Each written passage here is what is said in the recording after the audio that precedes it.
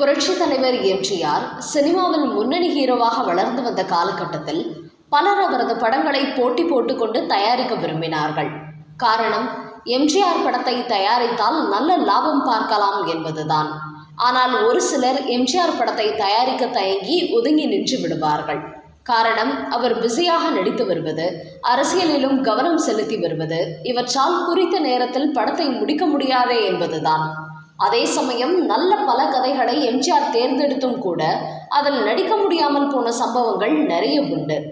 தமிழ் சினிமாவில் பணமா பாசமா, உயிரா மானமா, குலமா குணமா என இரண்டு முக்கிய விஷயங்களை எடுத்து எது பெரியது என்பது போல கேள்விக்குறியுடன் டைட்டிலை வைத்து குடும்ப பாங்கான படங்களை இயக்குவதில் வல்லவர் இயக்குனர் KS கோபாலகிருஷ்ணன். சுருக்கமாக இவரை KSG என்பார்கள். 1962 சாரதா என்கிற படத்தில் முதன் முறையாக இயக்குனராக அறிமுகமான KSG அதன் பிறகு அதே வருடம் தெய்வத்தின் தெய்வம் என்கிற படத்தை இயக்கினார். இந்த இரண்டு படங்களும் வெற்றி படங்கள் தான். இந்த இரண்டு படத்திலும் SSR தான் கதாநாயகனாக நடித்தார். அதைத் தொடர்ந்து இன்னொரு குடும்ப பாங்கான கதையை எழுதி முடித்த KS கோபாலகிருஷ்ணன் அந்த கதையை சிவாஜி கணேசனிடம் எடுத்துக்கொண்டு சென்றுள்ளார். ஆனால் சில காரணங்களால் அவரால் நடிக்க முடியாமல் போனது. அதன் பிறகு எம்ஜிஆரிடம் அந்த கதையை சொல்வதற்காக சென்றார் KS கோபாலகிருஷ்ணன். எம்ஜிஆர் அப்போதுதான் கமர்ஷியல் ஹீரோவாக வளர்ந்து வந்தார் என்றாலும் KS கோபாலகிருஷ்ணன் டைரக்ஷனில் ஒரு படத்தில் நடிக்க எம்ஜிஆர் விரும்பினார். அதே போல KSGயும் எம்ஜிஆரின் வீடு தேடி சென்று அந்த கதையை கோரினார். கதையை கேட்டதும் எம்ஜிஆருக்கு ரொம்பவே பிடித்து போனது. இந்த கதையை சொல்லும் போதே நடந்த ஒரு சின்ன சம்பவம் என்னவென்றால், இந்த கதையை சொல்ல சொல்ல திடீரென்று எம்ஜிஆரின் கண்களில் கண்ணீர் வடிய ஆரம்பித்தது. உடனடியாக எழுந்து சென்று தனது அறைக்குள் நுழைந்து கதவை சாத்தி கொண்டார் எம்ஜிஆர். கோபாலகிருஷ்ணனுக்கு ஒன்றும் புரியவில்லை. அப்போது அங்கிருந்த எம்ஜிஆரின் அண்ணன் சக்கரபாணி அவரிடம் அமைதியாக இருங்கள், இன்னும் சில நிமிடங்களில் எம்ஜிஆர் மீண்டும் வெளியே வருவார் என்று கூறி சமாதானப்படுத்தினார். சொன்னது போலவே சில நிமிடங்களில் வெளியே வந்த எம்ஜிஆர் மீண்டும் வந்து கதையை கேட்க துவங்கினார். எம்ஜிஆர் இப்படி செய்ததற்கு காரணம், இந்த கதை எம்ஜிஆரின் மறைந்த முதல் மனைவியான தங்கமணியையும் அவர் மீது எம்ஜிஆருக்கு இருந்த அன்பையும் வெளிப்படுத்தும் விதமாகவே அமைந்திருந்ததுதான். எம்ஜிஆரை பொறுத்தவரை அப்போது தனது படங்களுக்கான நடிகர்கள் மற்றும் டைரக்டர், ஒளிப்பதிவாளர் என முக்கியமான பலரையும் அவர்தான் தேர்வு செய்வார். அப்படி இந்த கதையை கேட்டதும், கதை நன்றாக இருக்கிறது, கதை வசனத்தை நீங்களே எழுதுங்கள், படத்தை அந்த இயக்குனர் இயக்கட்டும் என ஒரு இயக்குனரின் பெயரை கூறியுள்ளார். அதே போல இந்த கதையில் வலுவான கதாபாத்திரமாக இடம்பெற்ற மாமனாரின் கதாபாத்திரத்தில் நடிகர் TS பாலையா நடிக்கட்டும் என்றும் எம்ஜிஆர் கூறிவிட்டார்.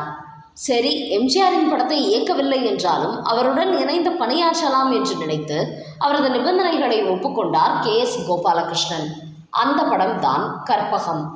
படப்பிடிப்பு துவங்கி 2-3 நாட்கள் நடைபெற்றது.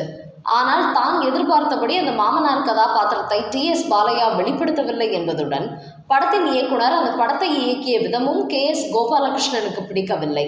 அதனால் படப்பிடிப்பு தளத்தில் பெரும்பாலும் எம்ஜிஆரிடம் சரிவர பேசாமல் என்று இருந்தார் KS கோபாலகிருஷ்ணன். 2 நாட்களிலேயே இதை தெரிந்து கொண்ட எம்ஜிஆர், உங்களுக்கு இயக்குனரையும் TS பாலையாவையும் பிடிக்கவில்லை தானே என்று வெளிப்படையாகவே கேட்டுவிட்டார். ஆனாலும் பிரச்சனை வேறு வடிவில் வந்தது. எதிர்பாராத விதமாக இந்த படத்தின் தயாரிப்பாளர் பண பிரச்சனையில் சிக்கியதால் படப்பிடிப்பு 2-3 நாட்கள் அப்படியே நின்றுவிட்டது. அதன் பிறகு சில மாதங்கள் கழித்து இந்த கதையில் ஜெமினி கணேசனை ஹீரோவாக வைத்து தானே இந்த படத்தை இயக்கினார் KS கோபாலகிருஷ்ணன்.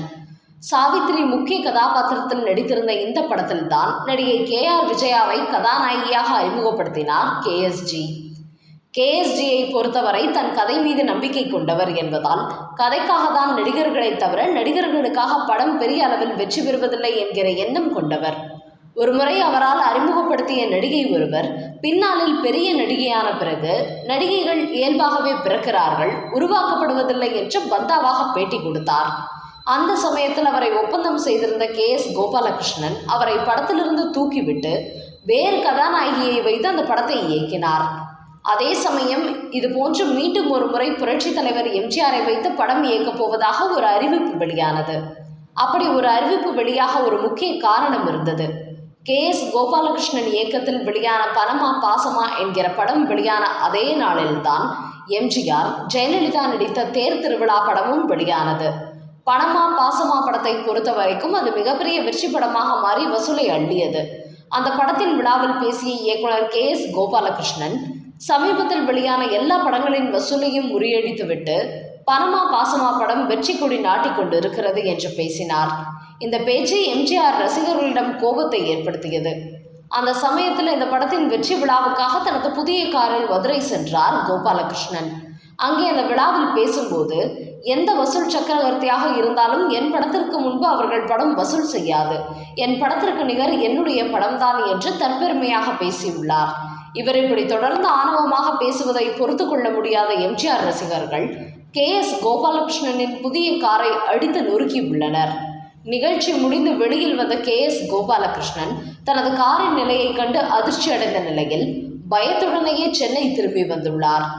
அதன் பிறகு அப்போது முதல்வராக இருந்த அறிஞர் அண்ணாவை சந்தித்து நடந்த விஷயங்களை கூறி, நான் யதார்த்தமாக தான் பேசினேன், எம்ஜிஆர் ரசிகர்கள் என்னை தவறாக புரிந்து கொண்டார்கள், எம்ஜிஆரை குறிவைத்து பேசவில்லை என்று அவரிடம் சொல்லுங்கள் என்று கூறியுள்ளார். கோபாலகிருஷ்ணனின் பேச்சை கேட்டு எதுவும் பதில் சொல்லாமல் அறிஞர் அண்ணா அமைதியாக இருந்த நிலையில், தான் ஒரு காங்கிரஸ் கட்சிக்காரன் என்பதால் தான் அண்ணா தன் பேச்சை பெரிதாக பொருட்படுத்தாமல் அவரது கட்சிக்காரரான எம்ஜிஆருக்கு சப்போர்ட் செய்கிறார் என நினைத்து கொண்டு அங்கிருந்து வெளியேறியுள்ளார் KS கோபாலகிருஷ்ணன்.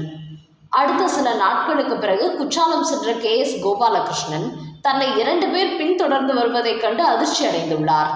ஒருவேளை அவர்கள் மதுரையில் பிரச்சனை செய்தவர்களோ என்று நினைத்து பயந்து போன அவர் குளியலை பாதியுடன் நிறுத்திவிட்டு அங்கிருந்து கிளம்ப முயற்சித்துள்ளார். அப்போது அவரின் கார் டிரைவர் அந்த 2 நபர்களிடமும் ஏன் இங்கு வந்து பிரச்சனை செய்ய பார்க்கிறீர்கள் என்று கேட்டபோது, நாங்கள் ரகசிய போலீஸ், எம்ஜிஆர் ரசிகர்கள் உங்களை தாக்க வாய்ப்புள்ளது என்பதால் முதல்வர் அண்ணா தான் எங்களை உங்கள் பாதுகாப்புக்கு அனுப்பினார் என்று கூறியுள்ளார். இதை கேட்டு மனம் நெகிழ்ந்த KS கோபாலகிருஷ்ணன் உடனடியாக அண்ணாவை சந்தித்து மன்னிப்பு கேட்டுள்ளார்.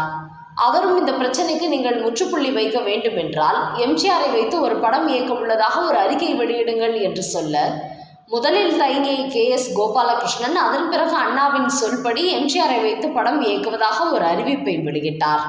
இந்த அறிவிப்பு வெளியான பிறகுதான் எம்ஜிஆர் ரசிகர்கள் தங்களது கோபத்தை கைவிட்டனர். ஆனாலும் அந்த படத்தில் எம்ஜிஆர் நடிக்க முடியாமல் போனது. அதற்கடுத்து சில தினங்களில் KS கோபாலகிருஷ்ணன் வெளிநாடு சென்றிருந்த போது அவரது மகன்களில் ஒருவர் மாடியிலிருந்து கீழே விழுந்து அடிபட்டு பலத்த காயங்களுடன் மருத்துவமனையில் சேர்க்கப்பட்டார். இந்த செய்தியை கேள்விப்பட்ட எம்ஜிஆர் உடனடியாக மருத்துவமனைக்கு சென்று அந்த பையனுக்கு தேவையான மருத்துவ உதவிகளை செய்யுங்கள், எவ்வளவு செலவானாலும் நான் தருகிறேன் என்று கூறியுள்ளார். வெளிநாட்டிலிருந்து சில தினங்களுக்கு பின் திரும்பிய KS கோபாலகிருஷ்ணன் இந்த செய்தியை கேள்விப்பட்டு நெகிழ்ந்து போய் எம்ஜிஆரை நேரில் சென்று சந்தித்து தனது நன்றியை தெரிவித்தார்.